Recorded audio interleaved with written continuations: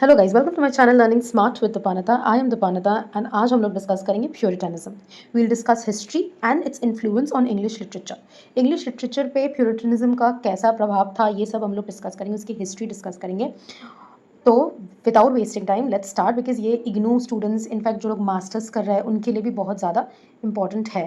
Max 6 के paper में ये टॉपिक बहुत ही ज़्यादा इंपॉर्टेंट है। So let's get started. तो प्यूरिटनिज्म क्या है? प्यूरिटनिज्म एक मूवमेंट है जो कि 16वीं सदी के अंत में इंग्लैंड के church, which is the church of England, में शुरू हुआ एक धार्मिक सुधार आंदोलन था। प्यूरिटन लोग चर्च को रोमन कैथोलिक परंपराओं से शुद्ध करना चाहते थे। वे पूजा, ये सब चीज़ों को सरल तरीके से करना चाहते थे, नैतिक जीवन को शक्ति से जीना चाहते थे।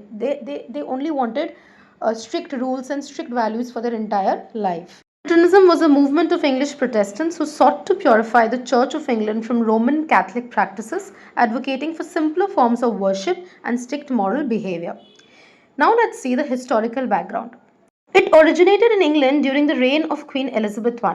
तो प्यूरिटनिज्म का जो शुरुआत है वो क्वीन एलिजाबेथ के शासनकाल में हुआ, which is 1558 to 1603. It gain momentum during the early 17th century. 17वीं सदी में ये आंदोलन और ज़्यादा तेज हो गया और ज़्यादा लोग इसको प्रैक्टिस करने लगे. Many Puritans faced persecution and emigrated to America, which is New England, where they gently influenced American values. धार्मिक उत्पीड़न से बचने के लिए कोई प्यूरिटन अमेरिका चले गए और वहाँ की जो संस्कृति थी उसको गहराइयों से प्रभावित किया. They started teaching the Americans their values, what they should follow, what are their disciplines, their rules and regulations, everything.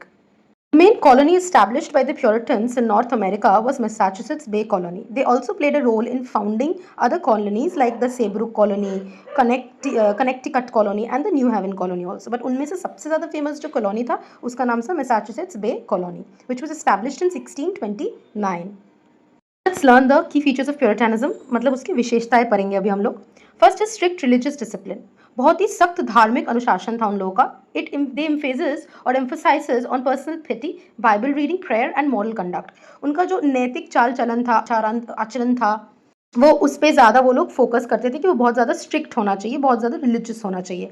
Bible पढ़ना सबसे ज़्यादा इंपॉर्टेंट था उन लोगों के लिए और उसी पे वो लोग फोकस करते थे. वर्शिप करते थे तो कोई भी एलैबोरेट तरीके से या बढ़ा चढ़ा के कुछ नहीं करते थे. सिंपल सेरेमनीज रखते थे, सिंपल पूजाएं रखते थे, कोई इमेजेस यूज़ नहीं करते थे, कोई कैंडल्स या कुछ भी यूज़ नहीं करते थे वो लोग. Next is predestination. Predestination is a belief in God that has already chosen who will be saved or damned. Predestination क्या है? वो विशेष कि भगवान, ये वो लोग विश्वास करते थे कि भगवान पहले से तय कर चुके हैं कि कौन स्वर्ग जाएगा और कौन नहीं. Hard work and thrived, a Puritan work ethic linking success with moral righteousness. इसका मतलब ये है कि कड़ी मेहनत और वचन. प्यूरिटन वर्क एथिक यानी इसका मतलब ये है कि मेहनत ही धार्मिकता का प्रतीक है. Moral rigour, strong opposition to sin, idleness and entertainment like theatre, dancing and gambling.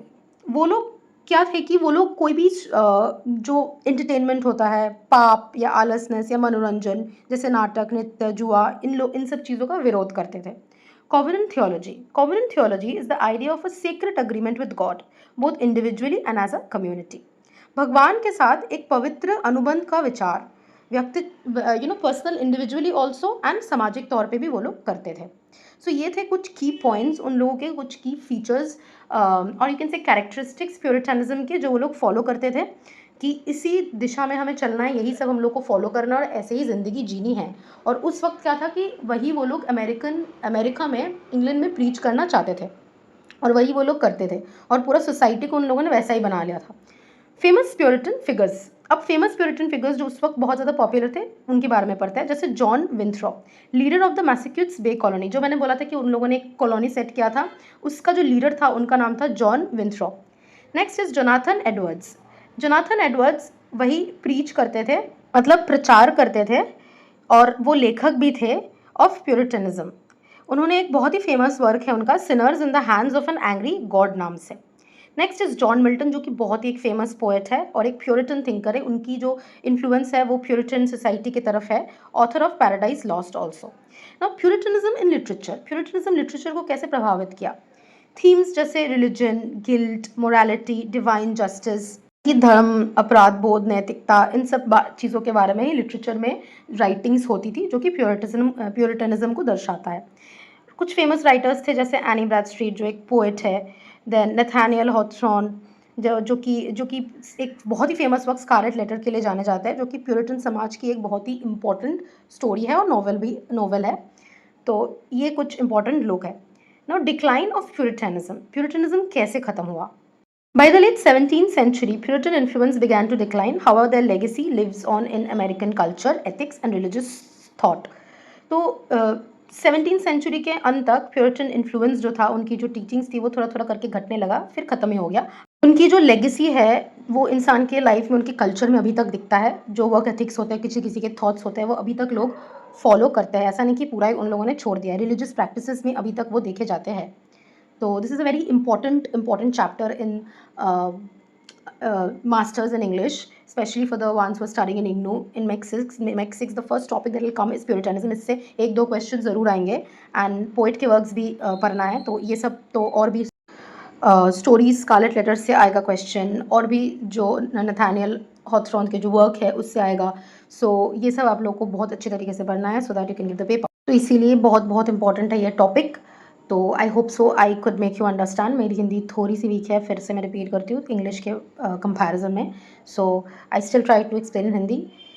If you have like the video and आपको कुछ समझ आया हो, then please do like, subscribe and share. इससे वीडियो को ज़्यादा रीच मिलेगी। Thank you everyone.